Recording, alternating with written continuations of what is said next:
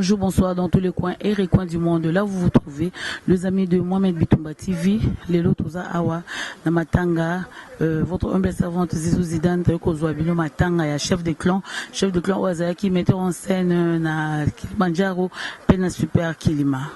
Yaya, chef de clan Timbiso, un mot pour la chef de clan. Vraiment, pas si mal, Kassi Zidane Yoyebi. Dès que tu na papa, ou y a encadré biso na tango moulaï banda, Kilimanjaro tout super Kilima vraiment.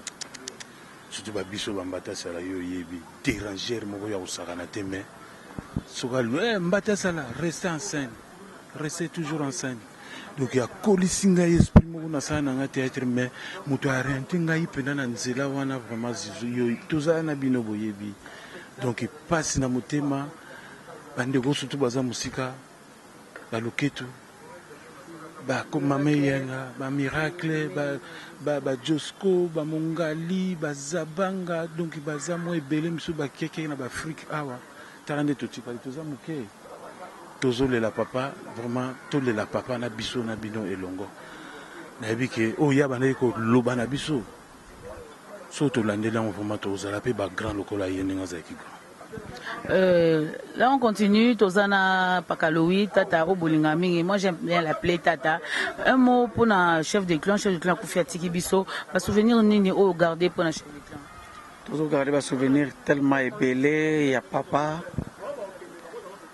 J'aimerais que tout ce qu'il y a dans le contexte, on a papa, parce que c'est ébélé, mais tout le ballon dans le contexte, c'est le papa. Il y a des caprices, il y a des gens qui succès, il y a des bandeli, mais à réussir à asseoir moi carrière nabiso. C'est-à-dire longo libiso bartiso izara que non, moi le localité, moi tatouage, moi nini. Au moins on pena que na Kilimanjaro to pena super Kilimanjaro on escale uzarate. Kilimanjaro to super Kilimanjaro on escale uzarate, mais moi na imo kazaki musicien. Quoi tu qui bon te mutu na mutu azana ndenge na ye mais côté ya bo papa c'est-à-dire dans l'art la discipline oyo ya art ya ba ndenge mabiso il n'était pas musicien moi naza musicien yazalaki homme de culture munene mais na théâtre vraiment en tout cas ayebaki ndenge nini ya ko yamba biso nyonso tout utaki mutu na kwena ye mais aresiraki eloko moko ke asala na biso famille elo mutu akufi ezalaka azaki mutu mo malamu mais il paraît azalaki rigoureux.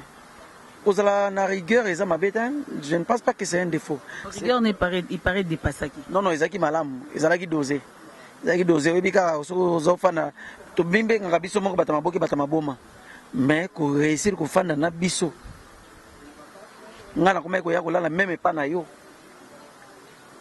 ce n'est pas parce que tu as un mbali, mais nous avons pas de konanga. Ce problème est à l'ibota, zali, na bali, na maboko, na bino. Alors il y a un chef de clan qui papa na biso nyonso tout. Donc tant nyonso komaki moi likambu, komaki pièce na yo tubando ya na ngoni. Yana pas chef de clan, tala chef de clan zandengeni. Te boy na boy. Ozana er mo siliki aluki na mupanzi yaka. Mo likamono sala ko zaki malamu te. Olendo sala ngo boy te. Olendo sala ngo boy, olendo sala ngo boy. Hein? O te na lingi sa sikoyo tango zo kende wana oza suna kanda ozaki na ngote. Rester dans la mise en scène. Donc on garde le bon côté, il y a ebele otozwaki moto azanga ba défaut certes mais na musala c'était quelqu'un qui savait mamuni au sala. Moni biso génération ya sika tozalaka mingi na difficulté ya ko ndima bato mais hier atalaki ba titre na été atalaki te oyo azali na mboka oyo mais il s'est humilié à kozwa biso à l'acception nzela moko boy lelo il sera plus là mais na kati ya moko na moko qui chef de clan zo demiri na façon na biso ko jouer ya ko monela makambu des fois même quand on te le bara ça ce n'est pas la mise en scène. Donc on garde ces côtés là. Il y a papa moko Kimia qui n'avait pas des ailes malgré Oyazalaki. Il n'est pas des ailes malgré Oyazalaki. Tu regardes longtemps Fatou Miracle, Maman Luketu, Josco, Maman Yenga, Obazali Banda, Yamboka, un mot Tito Mongali, Londolé depuis les États-Unis, un mot pour la bande de Kobali Banda, Bazole la musique. Luketu, Maman Yenga, Adjo, Fatou Miracle. Zigura, Tito Londole, Mongali, eza matanga na biso. Nayebi ke moko na moko azana mwanda mwa chef de clan na kati. Et honneur toko pesa e so toke su plus loin. Andolo bakena kukufa mpe soki na boki beaucoup tata Hollywood. On peut peut-être pas c'est peut-être trop rêvé, mais on peut aller aussi de l'avant. Il y a koluka ko honorer mémoire nae. C'est ce que je peux nous dire à nous tous. C'est ce que Pakaloui a trouvé à dire. Merci à toi, Massato Adolphe Lumbala. On continue. Chef de clan, Noël Ngonda, papa Gonano, c'était vraiment un chef de clan. Il était un véritable chef de clan pour nous, tant sur le plan artistique que sur le plan humain. Sur le plan artistique, je l'ai croisé, nos chemins s'étaient croisés vers 91, 92. Quand je suis allé au Théâtre National pour mon stage, parce que j'avais vraiment envie de me professionnaliser dans le métier. Alors, le Théâtre National était en train de recruter et je suis allé, j'ai été retenu pour le stage. C'est là que j'avais découvert monsieur Noël. Il était parmi les chorégraphes dans le spectacle La Foire des Pharaons. Il avait travaillé avec nous dans la chorégraphie. Et après, bon, après le stage, je n'étais pas retenu, je n'étais pas engagé. Et quelques années plus tard, on va se croiser dans une très belle expérience dans le cadre de Kilimandjaro d'abord et Super Kilim. C'est là que j'ai découvert un directeur artistique extraordinaire. Un encadreur hors pair. Ça, je ne le dis pas parce qu'il n'est plus, mais parfois il m'énervait parce qu'il voulait mettre tout le monde à l'aise. Il voulait tellement mettre tout le monde à l'aise que ça frisait un peu la complaisance pour nous les professionnels. Alors que c'était parmi ses qualités.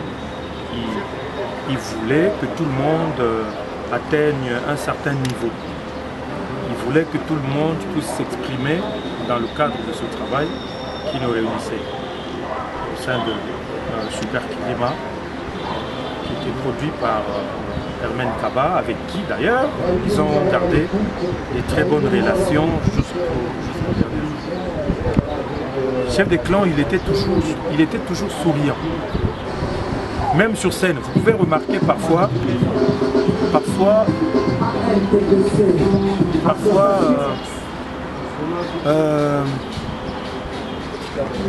il lui arrivait de jouer. Si peut-être on avait besoin d'un acteur, et que bon, au lieu de recourir à d'autres personnes, deux fois, il jouait en tant que comédien. Et vous allez remarquer même quand il jouait, il était toujours souriant. Parce qu'il est comme ça. C'était vraiment rare que des clans puissent s'énerver. C'était vraiment très très très rare. Il supportait les caprices des artistes parce que vous voyez, Super Kilimandjaro, c'était une école de formation des stars. Mais lui, il supportait toutes ces caprices-là, que ce soit un visa qui s'amenait toujours en retard, ou d'autres comédiens qui étaient un peu indisciplinés. Mais lui, il était là, il était patient, il avait un grand cœur, comme un véritable père de famille. Sur le plan humain, c'était vraiment un chef de clan pour nous, parce que c'est lui qui prenait la parole chaque fois qu'il y avait un événement. En cas de deuil, en cas de fête.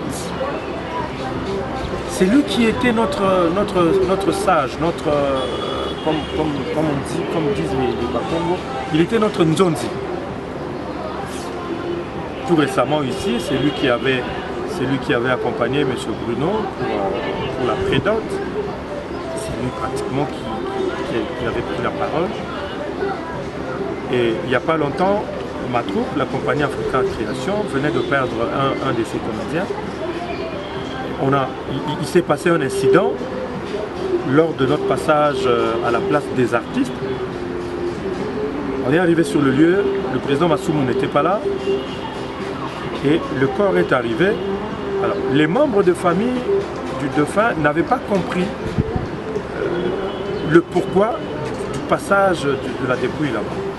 Alors, il y a des dames qui ont commencé à se plaindre, mais qu'est-ce qu'on est venu faire ici? On est venu nous faire du théâtre ici, c'est pas du théâtre, c'est bon.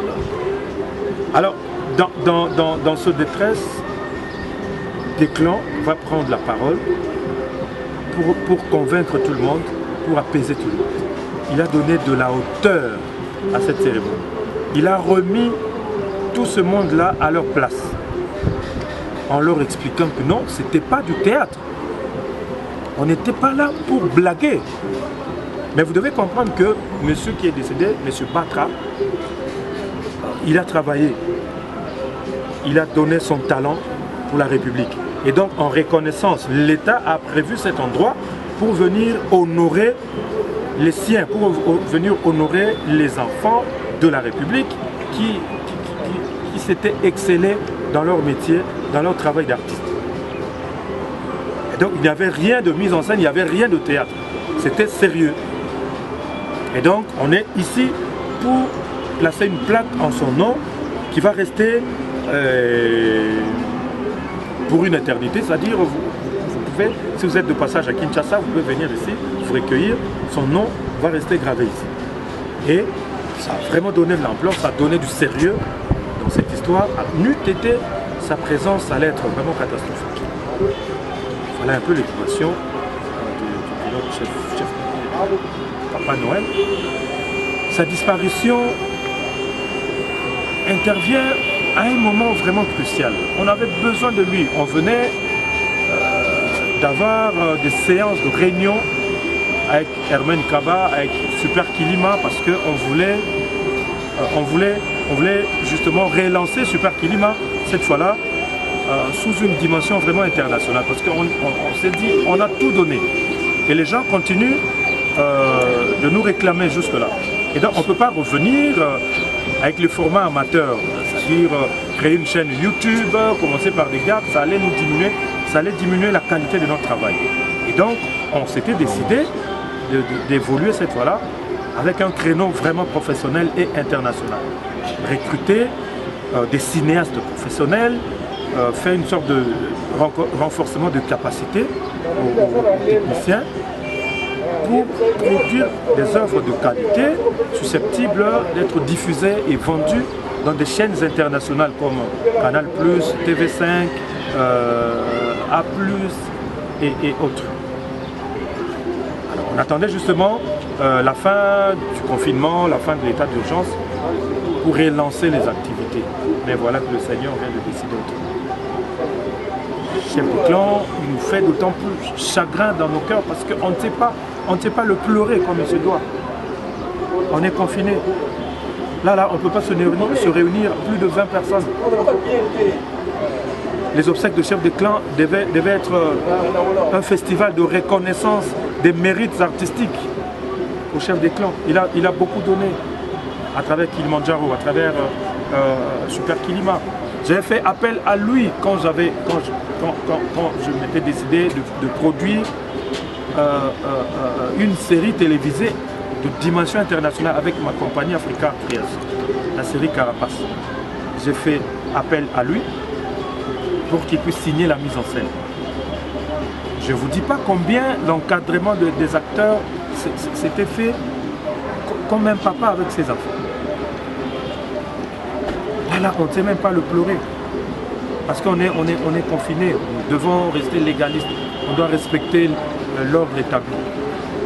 Et sinon, on devait lui rendre les hommages tel qu'on le fait toujours.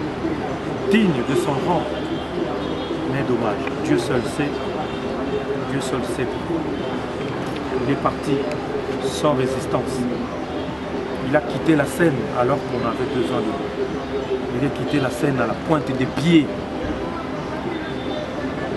C'est triste.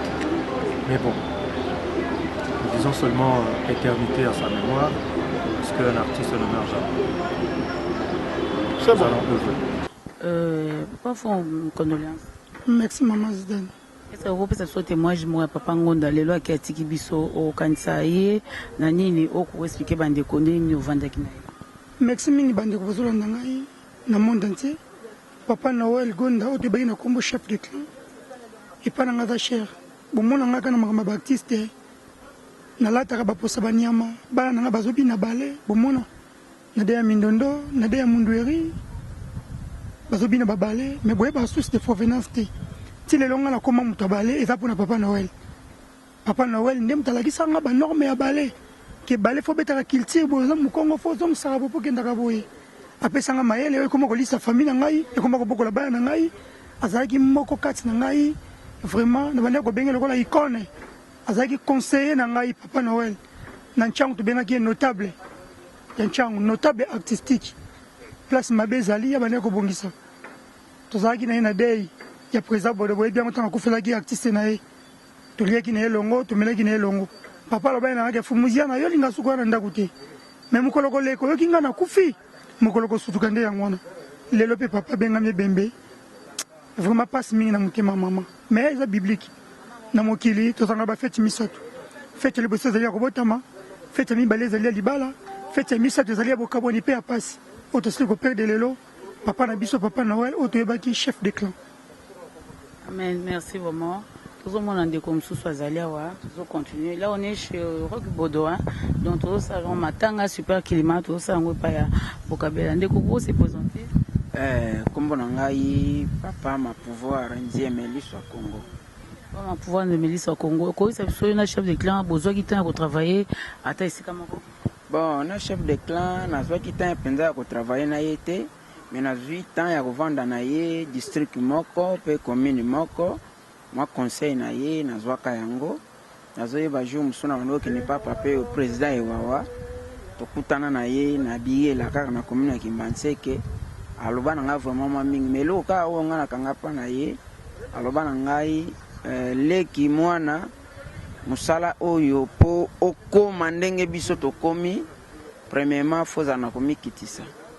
Et puis ndenge to kabwana kinaye ko kenenanga na nzela eloko ane bandaye ko travailler nga nzela komikitisa c'est que avant na mikitsana nous fona banana nous na ba parents ba botinga ba mama ya quartier et puis ba vieux to ko kutana musala oyo donc doyen nyonso mutu nyonso bani musalo liboso faut na respecter donc za souvenir etikalinga na motema.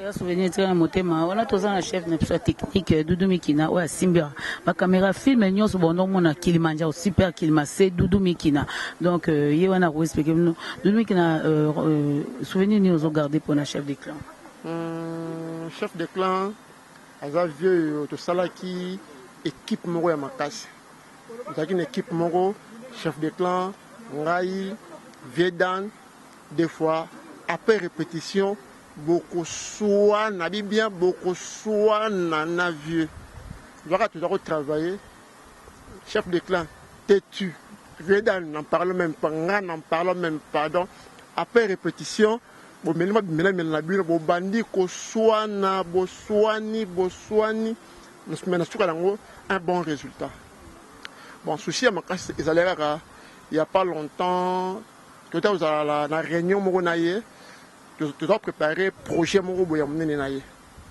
bon makamba confinement ndenge yaki vraiment tout ça qui ma pose na suka nzambe moko azui donc hein auto lobaka ninga ko lobeate molimo na ye pe ma na kimia yango mone juste na préparer même un tout petit documentaire na peut ça bino nyos na ba chaîne botala à part documentaire wana pe na osala clip je crois na clip wana ba Zidane bazoyemba bambudi donc okende studio to sali yango donc nga na loba plus na relève plus na ba image que na maloba yazam ta image donc relève plus na ba image que na maloba vous allez voir des clips hein dans le studio oye à préparer donc ça vraiment babenga mo banani ba régisseur banani non réalisateur donc azar réalisateur yim ta réalisaka ta on ba chef dan ba zoom mikina ta bo mona ba image bo no mona super Kilimanjaro donc bango mutu ba simba ke yango clip wana bo mona yim ta osala ngo plus studio wana ye muto azali ba travailler na ingénieur na studio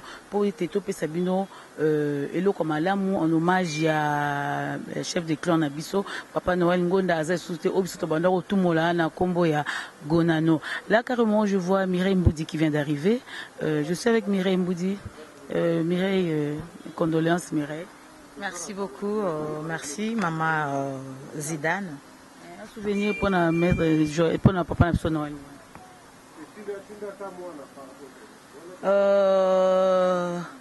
Papa Noël, c'est un papa pour moi, un bon papa. Alors un bon papa. Papa Oyo Azaki Tango Nyonso wana ponanga en cas de besoin. Papa Oyo Azaki n'a pas très bon conseil pour Nangai. Papa Oyo mutu aliboso me mangana ke ndokotala maman Nzita. Je savais même pas que maman Nzita c'est à Kotandaku. Mais grâce à Papa Noël, à la Moussinga Tokota la tête nationale, Bimbo dit est-ce que toi tu sais que ta soeur est malade? Ngabi ma soeur, mais de qu'est-ce que vous me parlez? Non, ta soeur Nzita elle est malade. Non, toi je le savais pas. Hier mutu akamatanga wana Mbudi tu dois aller rendre visite à ta soeur. Amemanga tikuna toko totali maman Nzita, tozongi ainsi de suite. Donc muto yo ala musakanga milimo tango nyonso esinga Mbudi. Est-ce que tu sais que moi, je suis d'une famille de chefs coutumiers ici à Kinshasa? Si ta soeur Nzita n'avait pas acheté une parcelle là, les lots dépassent. Donc, Papa Noël Mboudi achète toi un terrain à Kinshasa. Quel que soit le milieu, quel que soit l'endroit, tu dois avoir un petit terrain pour chez moi bikok na yo parce que l'obito yebiti. Et puis, l'artiste va zo bo tamaloko Mboula na Kinshasa, roza na idete. Donc, sukaka bolobi bani atiyo. Do ba match bazandwa minene mwazwa ezati soko misula ki mama bele na hotel chuma bikok na yo au souffrir. Donc pour vous dire tout simplement que aza papa moko vraiment malamu koleka Papa Noël azaki na papa pona ngai kozwa sangwa liwa na ye na bamba téléphone na mabele parce que la mona ki on a téléphone je crois eza Mbuta Brino muta publiaki tant na moni publication téléphone ko ya ngai plus nzaki ba singa di kamunini ngabite publication na moni awa parce que azaki bien dernièrement azaki bien moninga kutazo seka kutata kitoko la costume là azaki bien là azo seka pito seki abetinga kutu du solo moko bo en tout cas ezaki bien mais lokola likola liwa tozala kana eloka koloba te tokoloba kaka nzamba zwa lokumu parce que ye muta pesaka ye mutazwaka apesaka biso Papa Noël Papa Gonano chef de clan lelo yo azwi biso ye tokoloba kaka ke la gloire ezongela ye meilleur mokonzi na biso po eloka koloba na liwa en tout cas tozala kana ngote tokoloba te ke nzambe pona nini kaka Papa Noël pona nini kaka biso tokoloba ngote poso tolobi bongo tokoloba olinga kinani. Donc, loku mukembo zongela na nzambe tole la Papa Noël parce qu'il y a papa abiso touti na réunion pour na ko préparer kaka ba obsèque na ye ezaladine parce que c'était un grand déjà na monde na biso un grand metteur en scène un grand na makamba ballet na makamba danse azaki makasi parce que il a fini par être directeur donc akufi na carte de directeur na théâtre national na ballet national pardon donc azaki mutu munene mutamuki était donc tolelaye et là autour kamolimo à Papa Noël et puis na kimia. Voilà moi Papa Noël et puis kimia on continue. Là on est en deuil, tous continuer bientôt. C'est ma Jérémy Montana. On était là chez Rock Bodo. Si vous avez aimé cette partie, dites merci à Jérémy Montana parce que nous ba image oyo tous chez Rock Bokabela Bodo. Tous continuer. Tous qui des studios, tous ne kotala, tous ne kosala nzembo. Tu bandé ni roleka tout ça clip extrêmement ya clip après tout que dans studio tout on weba qu'est-ce qui se passe tout ça la monde ni donc voilà on continue là tout ça 42 chez Rock la famille va proposer qu'il va mis accord vendredi va que ne kokunda on cimetière moko je crois un cimetière familial bon biso on est que le chef des clans a quand même n'importe quitté. Ce n'est pas parce qu'il y a un héros dans l'ombre que obsèque Naël et Kaloko un inconnu. Nous sommes en réunion, tu proposé, tu as accord dimanche, mais sous réserve, il y a que c'est concerté dans la famille. Autre la réunion, on lobby mardi. Bon, auto confirmé programme. Bon. Nega tozomona makambo tozovivre donc chef de clan akufi na période moko mabe ba attroupement il y a plus de 20 personnes ils a interdit par rapport à la pandémie ils ont sévir bamatanga ils a interdit donc la question ceux qui bouti na mowe na morgue mbala moko cimetière donc ça fait encore très mal mais nous on s'est dit comme c'est quand même un artiste donc ceux qui ont outil morgue tozo sur la bakonzi de manière à ce que tous les canadiens to mowe na place des artistes où ils allaient sika ils a réservé pour na bana baimboka où bakenda sango pour na dévoiler plaque na kombo naye de manière à ce que mémoire naye etikala libela na libela après wanande to keko tikaye na sikane ya kopema au toujours proposé ezala na cimetière ya chemin de paradis na nzela ya Congo central peme na village na bango de manière à ce que tout est quand même na place moko oyo ata après les années baturi okende ko recueillir devant tombe naye ils ont quand même digne na mutu oyo a servaki école. Voilà. Un petit témoignage pour Papa Noël. Papa Noël, témoignage de mon nezara combo Tokolaye combo chef de clan. Papa Noël avec chef de clan et sur le plan artistique et sur le plan humain. Papa Noël Azaki directeur artistique, metteur en scène. Un metteur en scène qui mettait tout le monde très à l'aise. Un metteur en scène qui a un souci à ta moutoyer bité à mes mailles comme on a moi auteur de manière à ce que à jouer, de manière à ce que à s'exprimer. Un metteur en scène qui était patient. Il avait un grand cœur. Contrairement à metteurs en scène qui ont impatience, ceux qui apprécient comédien jeu azoka ko rendre et en côté comme un peu nerveux mais chef de clan ne se fâchait jamais presque pas azamutu asilikaranaye mais c'est vraiment rare à recourir nakanda ça c'était je pense que c'est parmi les secrets il y a réussite il y a Kilimandjaro na Super Kilima il mettait les acteurs en confiance et il a même ramené Batumsu Bandeko joueté. On a scène à comme comédien. Il y a mon frère à moi, Turbo Moke, autosurnommé qui a Poula. On a accompagné en tant que grand frère naïe, à un tournage. Bon, ce n'est qu'après, na Kilimandjaro, régisseur Nabiso Alongwaki a proposé à Salam Sala, il y a régisseur, et puis à Kolanda Biso na Super Kilima. Mais une fois, tu as un film moko boye comédien moko aza quitté. En l'état toujours tergiversé, tout Luka, tout Ben Anani, des chefs de clan proposé non, le Turbo a joué. Et c'est comme ça que Turbo a pu jouer. Comme un peu aux hommes appelle Naepe Napoto. Et voilà, il y a Batumsu le rôle à Bruno Azaki, producteur délégué Nabiso, représentant Hermène Kaba, notre producteur. Bon, c'est vrai, c'est un ancien comédien, un ex-comédien, on a joué là-bas, papa chef. Mais il y a Super Kilima, qui est le rôle administratif.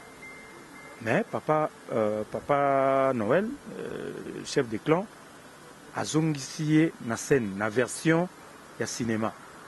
Donc, c'est quelqu'un qui savait encadrer les gens. Moi, je n'ai pas hésité pour faire appel à Tango, na Africa Création.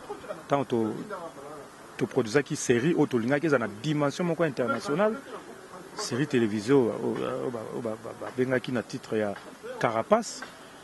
Je m'étais dit pour le Congo à la sérieux on a encore sa mise en scène mais et c'est tous na mokolo tous na papa oyo a repé c'est le Congo sérieux et puis oyo surtout to benga acteur ya libanda ba mona kino direction ya ba comédien et au salima de façon sérieuse possible. Il est au bien chef de clan, il n'a pas hésité, il est même allé au-delà. Il y a simple mise en scène, il y a Carapace, à comment il pratiquement co-diriger ma répétition. Question pour lui de transmettre ses connaissances à la jeunesse montante. Il était même prêt à enregistrer une chanson pour lui, pour la troupe. Pour générique, faut pas bateau. Nous sommes des artistes, Yo Lukara Studio, tout ça, et il a même proposé une mélodie. Je me souviens, alingaki tocha générique ya Africa Rekoma emame Africa rekololisano emame Africa rekololisano tosekisaka pe toteyaka donc quelque chose pareil to ando préparer to kota nango studio avec instruments et tout mais le Seigneur a décidé autrement. Chef des clans sur le plan humain azaki pratiquement nzonzi na biso nyonso. Derrière Bruno Makaka là utaki kobala utaki prédote c'est chef des clans Papa Noël Mutu anolo makambo et ana kosala ngo avec dextérité moko bondira tangela ngo classe aki mana sagesse wana ya ba nekongo wana.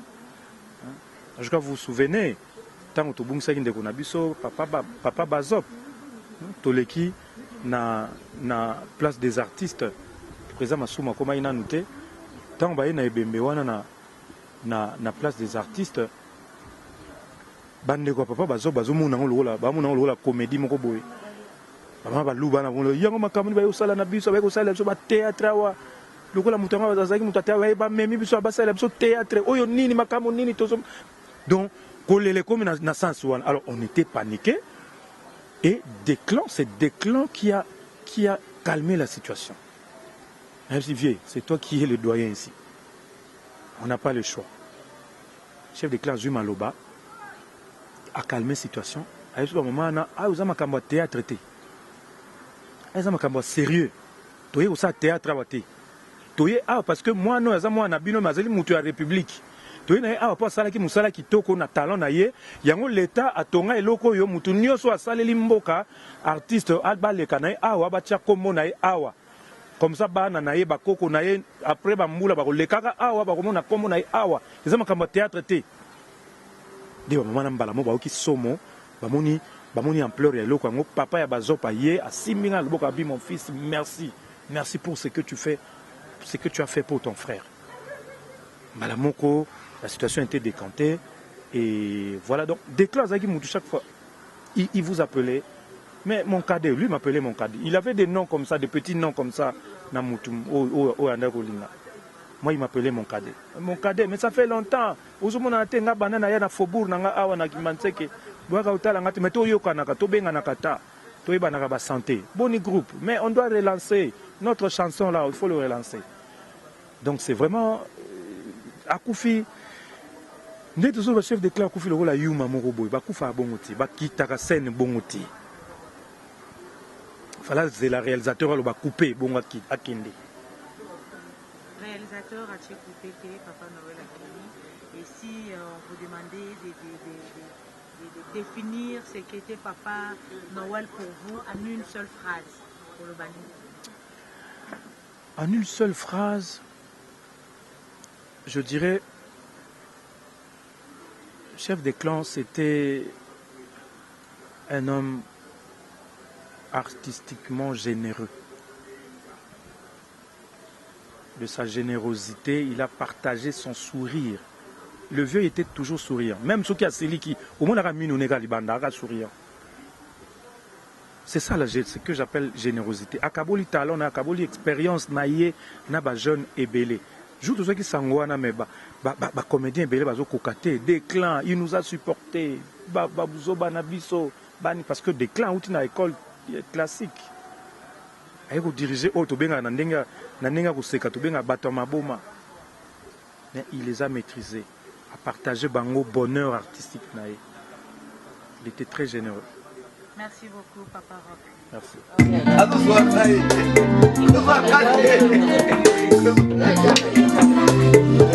Okay.